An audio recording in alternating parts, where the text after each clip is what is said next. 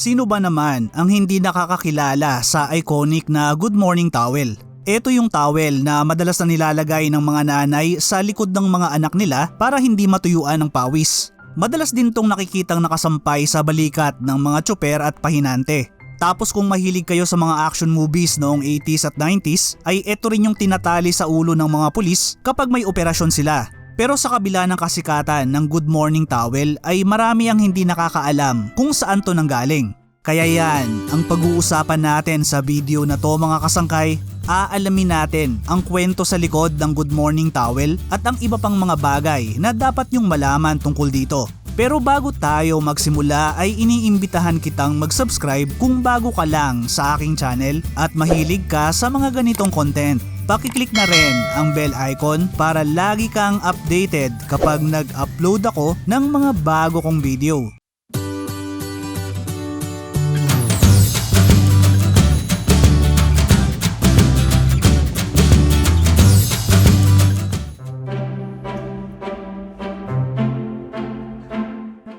Napakasimple lang ng disenyo ng Good Morning Towel. Puting towel lang to na may asul na tahi sa gilid at may matingkad na pulang Good Morning at mga karakter na Chinese. Sa disenyo pa lang ay masasabi agad natin na sa China to nanggaling. Ang Chinese character sa Good Morning Towel ay nagsasabing Chu Jun Zhaoan na ang pinakamalapit na translation sa Ingles ay Wish You Early Morning. Sa totoo lang mga kasangkay ay mahirap hanapin kung sino ang orihinal na kumpanya na gumawa ng mga Good Morning Towel. Pero ayon sa isang napanood ko ay maaari raw na isang kumpanyang nagngangalang Sanyo Industrial Company ang unang gumawa nito. Nagsimula ang kumpanya sa Shanghai, China noong 1912 at itinatag ng tatlong magkakaibigan na sina Shen Jiucheng, Chen Wanyun at Fang Chida. Nagsimula ang kumpanya bilang pagawaan ng mga mitya ng kandila. Napansin ni Jiucheng na ang mga towel sa China ay matagal nang namonopolyo ng mga Hapon. Kaya noong 1917 ay nagdesisyon sila na gumawa na rin ng mga towel para kalabanin ang mga Hapones. Matapos ang maibayong pagsasaliksik ay nakagawa ang Sanyo ng mga dekalidad na tuwalya na malambot at matibay. Nung nag-iisip na sila ng brand ay napili nila ang pangalang Triangle na sumisimbolo sa tatlong magkakaibigan na nagsimula ng kumpanya. Di nagtagal ay mas ginawa nilang simple ang disenyo ng mga towel nila at ito na nga raw yung kilala natin ngayon na Good Morning Towel. Naging matagumpay ang mga towel ng Sanyo at noong 1923 ay nagawa nilang talunin at paalisin ang mga Hapon sa towel market ng China. Hindi lang sila tumigil sa China dahil nag-export na rin sila sa iba pang bansa sa Asia. Pero gaya nga ng sinabi ko mga kasangkay ay wala pa ring opisyal na record sa kung sino talaga ang kumpanya na gumawa ng Good Morning Towel. Wala pa kasing ebidensya na nag-uugnay sa Sanyo at Good Morning Towel. Maaaring sila ang gumawa nito o maaaring may iba pang kumpanya na nasa likod ng sikat na towel.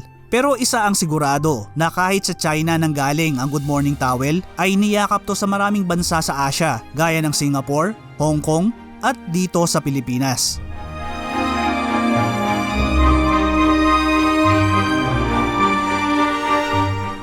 Noon pang 1920s ay madalas nang nakikita ang mga Good Morning Towel sa Singapore na noon ay kolonya pa ng Britanya. Madalas tong nakikita sa balikat ng mga humihila ng rickshaw o yung parang kalesa na hinihila na naging sikat na transportasyon noon sa Asia. Lagi rin tong ginagamit ng mga manggagawa noon na tumulong para buuin ang modernong Singapore. Kaya hindi na nakakapagtaka na tinuturing na tong icon ngayon ng mga Singaporean. Pero bago pa man to makarating ng Singapore ay sikat na ang Good Morning Towel sa isa pang kolonya noon ng Britanya na Hong Kong. Naging sikat ang Hong Kong na sentro ng komersyo kaya marami ang mga pumupunta rito na mga mangangalakal at manlalakbay na gumagamit ng praktikal at all-around na Good Morning Towel.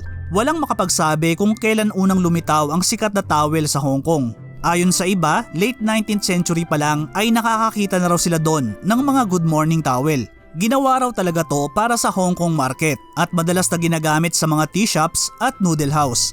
Kaya nga raw nilagay ang salitang good morning sa towel para maagaw ang pansin ng mga Briton na nakatira noon sa Hong Kong. Mga negosyanteng Chinese din daw ang nagdala rito ng towel. At ayon sa isang tea shop owner sa Hong Kong, ang mga good morning towel ngayon ay ginagawa raw sa isang pabrika na pag-aari ng gobyerno sa Guangdong, China.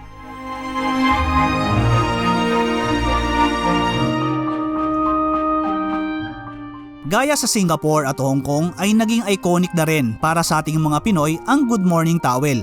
Wala ring nakakaalam ng partikular na petsa kung kailan to unang nakarating sa bansa. May mga nagsasabi na halos sabay lang daw tong sumikat sa Singapore at Pilipinas noong 1920s.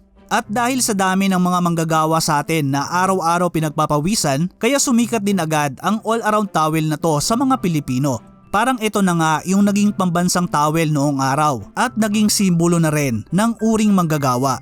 Pangkaraniwan na itong nakikita sa mga jeepney driver, tricycle driver, mga konduktor ng bus, pahinante, mga vendor at iba pang mga manggagawa. Di rin mawawala ang iconic towel na to sa ginaganap na taunang traslasyon sa Quiapo sa Maynila. Sa mga estudyante naman ay madalas ito ang inilalagay ng mga nanay para di pagpawisan ang likod ng kanilang mga anak. Naalala ko nga nung estudyante pa ako na marami kaming good morning towel. Ito kasi yung ginagamit namin noon sa bahay at eskwelahan. Mabisa kasi talaga itong magpatuyo ng pawis maliban sa malambot, magaan at matibay pa. Hindi rin mawawala ang good morning towel sa mga classic na Pinoy movies. Maliban sa mga puting panyo ay eto rin yung madalas na tinatali ng mga pulis sa pelikula kapag may raid o operasyon sila o kaya yung nilalagay sa kamao bago sila makipagsuntukan. Isa rin ako sa nagtataka noon kung bakit nga ba naglalagay ng puting towel o panyo sa ulo ang mga pulis sa pelikula. Sabi nung iba ay para raw makilala ng mga pulis kung sino ang mga kakampi nila. Palatandaan daw kasi yon na pulis sila.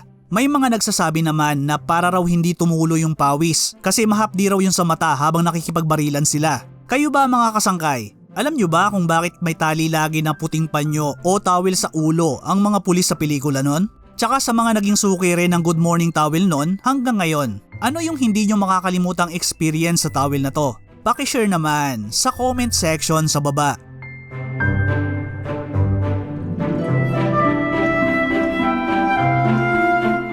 Ngayon ay nananatili pa rin ang kasikatan ng good morning towel. Sa Singapore ay may mga upgraded version na nito na binibenta bilang souvenir. Ginawa na rin tong pouch, mugs, scarves at kung ano-ano pa. Dito naman sa atin nung kasagsagan ng pandemya ay nilabas ng Rada Collab ang limited edition Good Morning Face Mask na gawa sa abaka. Ano naman kaya yung number 96 na nakalagay sa mga good morning towel? Yung Chinese character na nasa loob ng dahon ay yung size ng towel.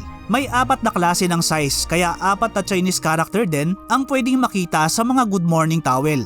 Yung number 96 naman sa ilalim ng size ay ang kapal ng towel. May 4 din na kapal, yung 96, 97, 98 at 99. Pero 96 nga ang pinakasikat at madalas nating nakikita. Kaso marami na ring naglabasan na mga peke nito. Mahahalata naman agad dahil mas makapal at gawa sa cotton yung original. Samantalang mas manipis naman yung peke, may kulang na letra sa good morning, may tastas, may nakalagay na class A at syempre mas mura yung presyo. Bagamat marami ng tinitindang towel ngayon sa merkado ay iba pa rin ang good morning towel. Lalo na at naging simbolo na to ng mga uring manggagawa hindi lang sa Pilipinas kundi sa iba pang parte ng Asya.